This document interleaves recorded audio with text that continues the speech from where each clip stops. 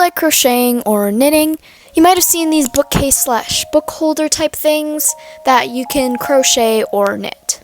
I think that they're super aesthetic and cute, and that maybe I could show you how to make one. The one we'll be making today will be more inspired by this specific pin right here, but to make this project you will of course need to know how to crochet, and I'll link all of those tutorials down below, and if I add any more, check out my how to crochet playlist. Some of the stitches and techniques I'll be using in this particular project is a double crochet, magic ring, and a slip stitch, and those are the three main things that I'm using in this project. You can also use a chain instead of a magic ring, whatever you want to do. The particular book sleeve type that I'm going to be making works better on the nice hardcover books, but if you don't have any of those, or if you just want to use a different book, then it works totally fine with those too.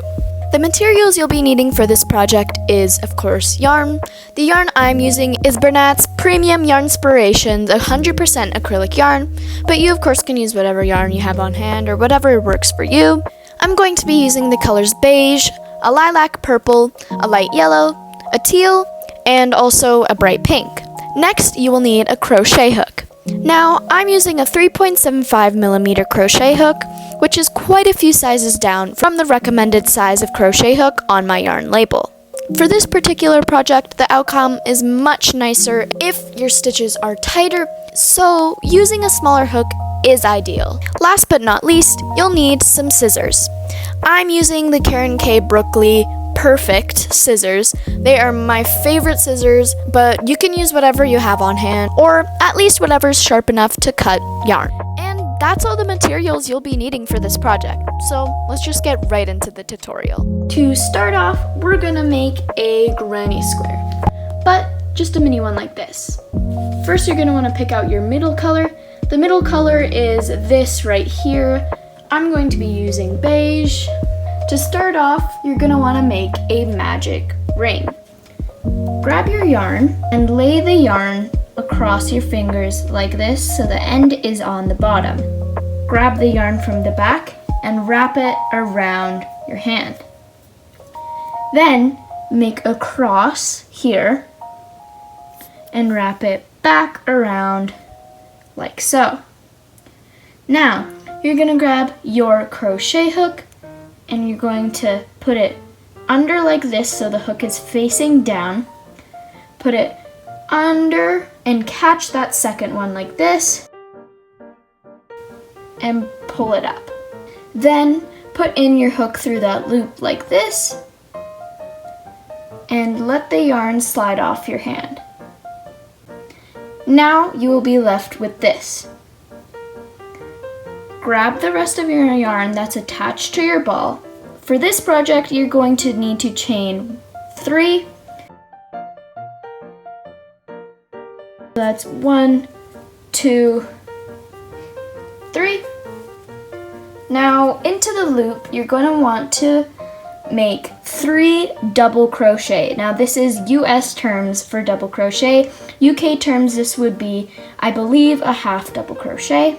Yarn over, pull up a loop, yarn over, pull through 2, yarn over, pull through 2. And make sure when you're crocheting into the loop, you have the tail and the actual ring together.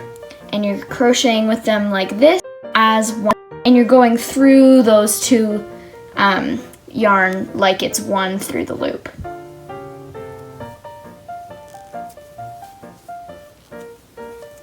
Okay, now that I have 3 double crochet, you're gonna want to chain 2, 1, 2, and make 3 more double crochet. And chain 2. Now, repeat this step a few more times until you have 4 chunks of 3 double crochet. Now, you're going to want to pull on this tail right here.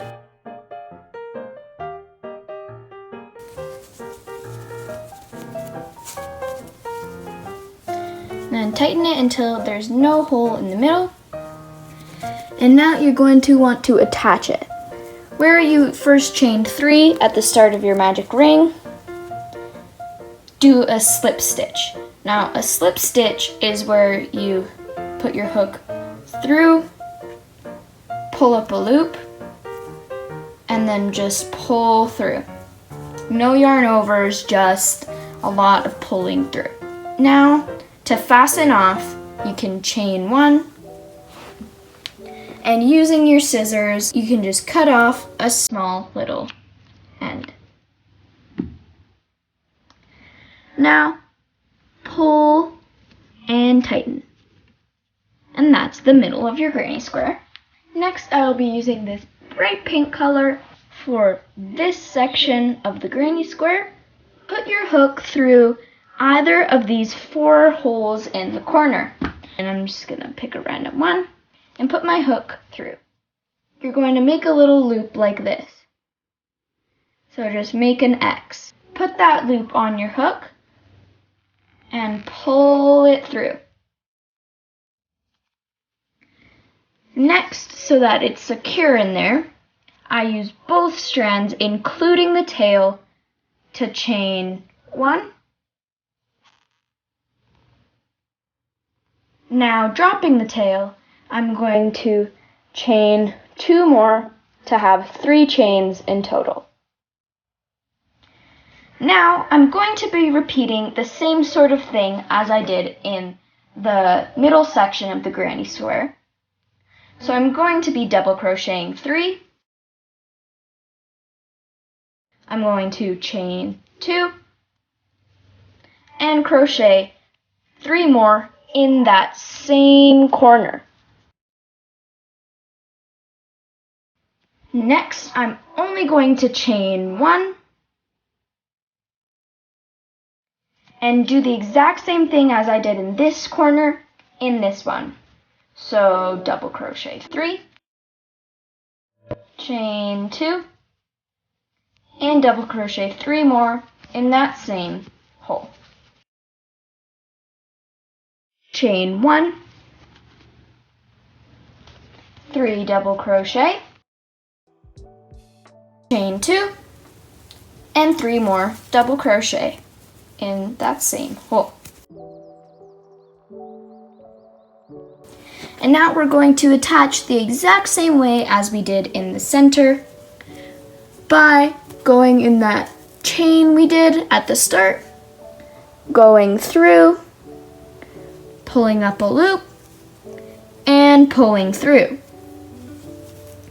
Now we are going to finally fasten off by chaining 1 and snipping off the tail.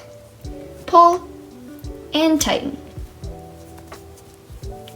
And that is how you make a mini granny square. Now you can make a whole bunch of these in different colors and continue until you have enough to fill the book. To find out how much you need to cover the whole front, back, and spine of the book, grab a few of your finished granny squares and see how many fit. Now for this particular book, I can fit 4 this way. I cannot fit 3, but 2 is too little. So I've decided that I'm going to put 3 and then 3 on the other side. So when the 2 meet in the middle, it'll be the perfect little scene. Now you just need to keep creating these until you have enough to cover the whole book. And that is it for part 1. Make sure you come back for part 2 and part 3. Thank you so much for watching this video. I hope you have an amazing day. Thanks for staying to the end. Stay crafty and have a good day. Bye!